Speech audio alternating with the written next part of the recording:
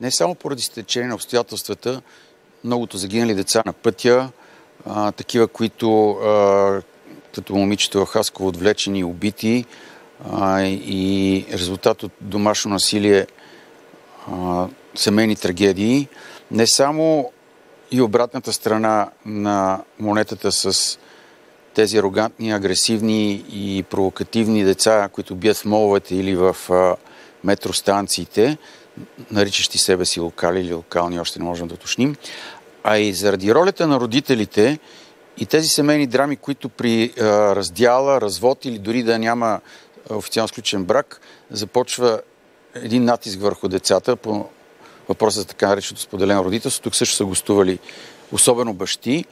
Отново доби актуално, защото май е на път нещо да се случи в следващите дни или може би седмици, ако един законопроект бъде прият. Затова казвам здравейте и добре дошли на адвокат Райна Аврамова и на Анелия Горгорова, клиничен психолог.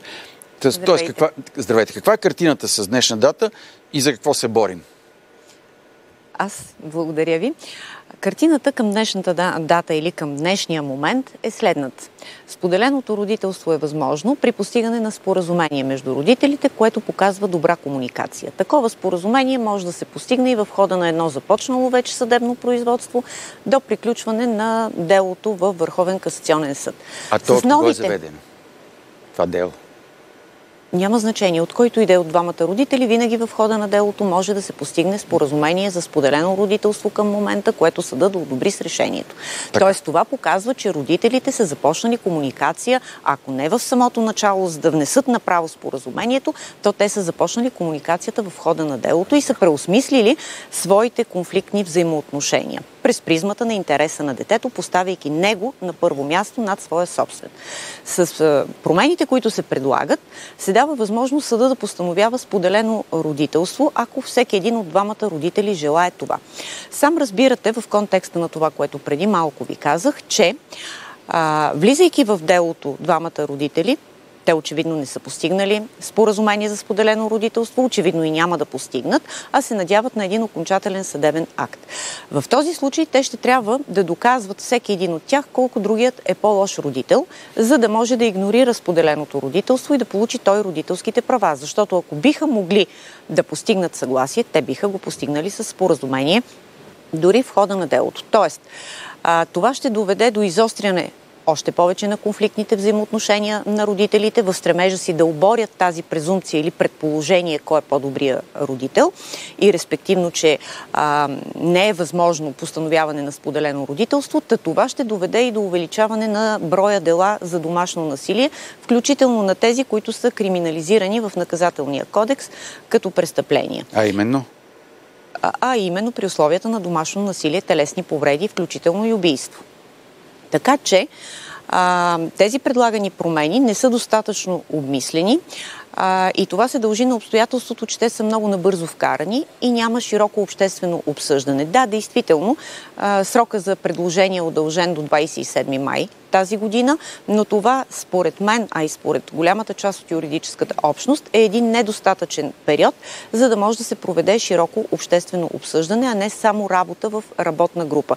Тоест трябва да се обмисли много добре дали има смисъл това споделено родителство. Представете си ситуацията, в която съда постановява споделено родителство, а детето самото то не желае да бъде споделено родителството, защото неговите родители са в конфликтни взаимоотношения и не могат да вземат решение къде то да бъде записано на училище, например, в коя болница да бъде реализирано лечението му или кой лекарски екип да го лекува или оперира. Тук говорим вече за децата след 10-11 годишна възраст, когато вече те навлизат и в пубертетната възраст. А по отношение на равновременния престой, тъй като и това се предвижда в промените, това също зависи в голяма степен и от мнението и желанието на децата, когато те са на една възраст, която в България е 10 години. Те биват изслушвани.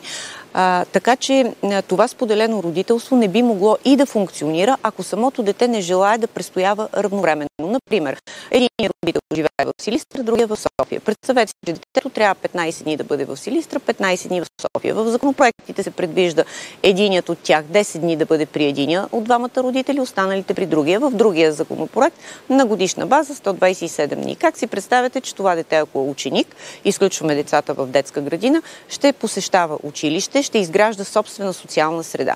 Имала съм множество случаи и в момента ги имам при споделено упражняване на родителски права с привременни мерки или с споразумение, когато детето отказва да отиде при другият родител. Т.е. предпочита основното му местоживеене и местопребиваване да бъде при един от двамата родители. Имала съм случаи на предаване на децата, защото се стига до съдия-изпълнител, който принудително да извърши предаване на децата. Родителя завежда детето, предава го в кабинета на съдия-изпълнителя, излизат родителите, съответно един от родителите с детето. Детето, тъй като не желае, хваща трамвая, хваща тролея, хваща метрото и се прибира при родителя, който го е предал. Питам аз, ако със закон можеше да накараме родителите да имат добри отношения, защото в основата на споделеното родителство са именно тези добри взаимоотношения. Ако със закон можехме да ги накараме техните взаимоотношения да бъдат добри, то със закон щеше да може да накараме шофьорите да карат с по-ниска скорост, щеше да няма престъпления, щеше да няма пияни водачи зад волана. Тоест, принудата не е средство, когато се засягат взаимоотношения, лични взаимоотношения между родители и деца. Госпожо Горгорова, вашия поглед на клиничен психолог и на експерт какво казва в тази ситуация и какво препоръчвате? Взима ли се под внимание вашето мнение и съвети и вашите практики? За съжаление, специалисти като мен почти липсват в този дебат. Ние самите се включихме доста късно, тъй като бяхме сигнализирани от пострадали граждани, най-вече майки, мога така да кажа. Какво ще рече пострадали? Той за присъдени децата на бащите ли? Или бащите ги превземат и не допускат? И това, но най-вече жертви на безпрецедентно насилие. Ние ще изкараме част от случаите в следващите дни. Мога да ви кажа, че всички мерки, които ние имаме, включително за домашно и последващо насилие, не работят. Чакайте сега, по какъв начин това е свързано с детето и с... Ще ви обясня какво. Добре. Всъщност тези закони са свързани. И навсякъде са свързани по цял свят. Това, което се опитва да направят настоящите, така да се каже, вносители на законопроекта, да скъсат връзката с закона за домашното насилие. Истината е, че навсякъде по света, където има споделено родителство, има контролни механизми, има държави, които са преминали включително в абсолютно категоричен режим, че споделено родителство не се присъжда тогава, когато има конфликт между родителите. Особено когато е сериозен и особено когато има данни за домашно насилие. И само ако мога да добавя, България не е ли огромният проблем домашното насилие, видим и невидим като такъв? Огромен проблем е не само домашното насилие, а насилието в обществото ни. Всички, така да се каже, случаи, които преди малко анонсирахте, те са абсолютен симптом до каква степен нашето общество е болно. И ние постоянно вкарваме механизми, които обещаваме, че ще свършат работа и в същото време институциите не успяват, включително и съда. Съжалявам, че го казвам в ефир, но наистина за мен, включително съда, прокуратура, полицията не работят в случаите, когато има насилие. Аз обратното ще кажа, те са в основата на това да няма справедливост, да няма възмездие, да няма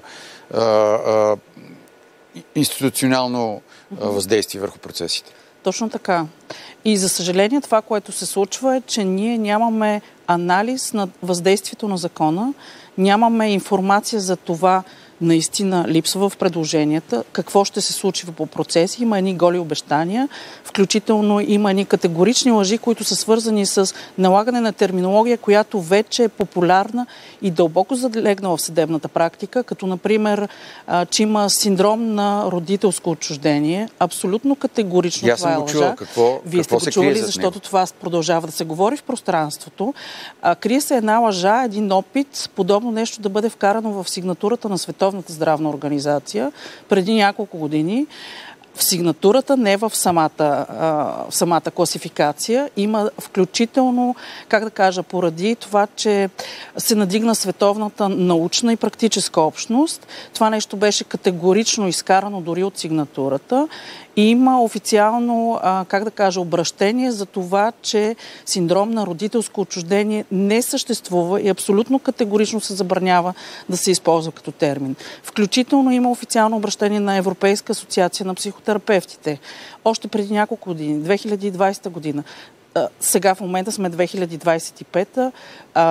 Журналисти, съдии, експерти, депутати уверяват, включително от трибуната не само на медиите, а и на Народното събрание, че подобно нещо съществува. Така че веднъж за винаги трябва да изясниме какво означава влошени взаимоотношения, как се мерят съда, докъде съда влиза и е възможно да се намесва, защото наистина човешките взаимоотношения, особено когато касаят в такъв интимен план, са изключително, как да кажа, сериозни, дълго време отлежавали и е трудно съда да контролира. Тогава вече влизат защитните механизми, каквито при нас липсват. Знаете ли какво е едно от нещата, които се случват, когато има домашно насилие и когато някой от двамата родители се оплаче? Обикновено съдията казва да се въздържат от насилие. Според вас, ако кажа на някой от хората въздържайте се от насилие, това дали ще има някаква форма на коректив и да предпази жертвата на насилие?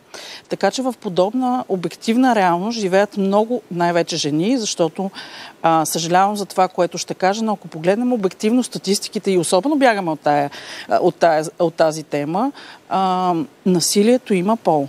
В световен мащаб по-голямата част от пострадалите са жени и в държави като Испания... Около 90%, не знам дали има официални статистики.